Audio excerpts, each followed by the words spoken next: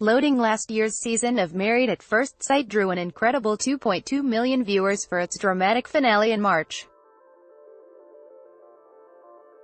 While many of those viewers will have returned for more drama this year, heavy advertising during the Australian Open, plus plenty of off-screen hype, has seen the new season, which kicked off at the end of January, attract some unlikely followers and first-time watchers. And it's nothing for anyone to be ashamed about. You can now like highbrow and lowbrow. It's all valid, says Beverly Wong, co-host of Stop Everything, a weekly pop culture program on ABC's RN. Controversial couple Ines and Bronson from Married at First Sight. Wong says people are becoming more open and honest about what they like to watch, and the show has become the ideal, non-political water cooler chat for 2019. You can talk about sport, weather and now maths. These are safe places where we can have conversations, she says.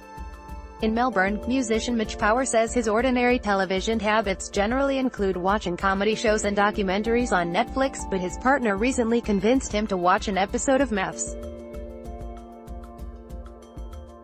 Now, the 30-year-old says he's hooked. I'm not into reality television, but there's something about this one that keeps me coming back, Power says, also noting that he suspects other musician dudes have been closet watching the show because the weekly storylines keep cropping up in conversation at gigs. It's been interesting to see other musician friends of mine coming out of the woodwork admitting to watching it too, he says.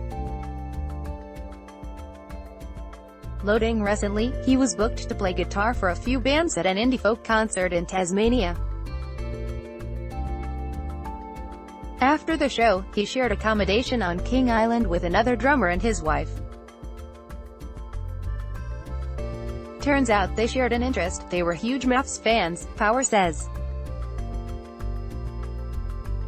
We were tucking into cheese and wine and Married at First Sight came up. We spent the next hour talking about it. First-time reality show watcher Fran Pagden says a big drawcard for watching the show is the communal discussion it brings about. She lives in Riverton, a small town north of Adelaide, and has joined an online group of really fun women, who exchange commentary during each episode. The community is great, I must say.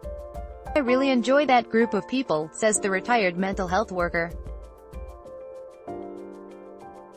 Her nightly television routine mostly consists of watching the news as opposed to high-drama or reality TV. The 68-year-old became aware of Married at First Sight after reading recaps online. I'm a bit of a newsaholic. I was reading the papers online and I started to read a bit about this Maths show and thought it was really intriguing, she says, but unrealistic plotlines and a dubious screening process for contestants, some of whom Pagden says display symptoms of mental illness, has caused her to slowly turn the show off. After watching, I understand how people get gripped by it, she says. But at the end of the day, the show says it's okay to be downright rude to each other.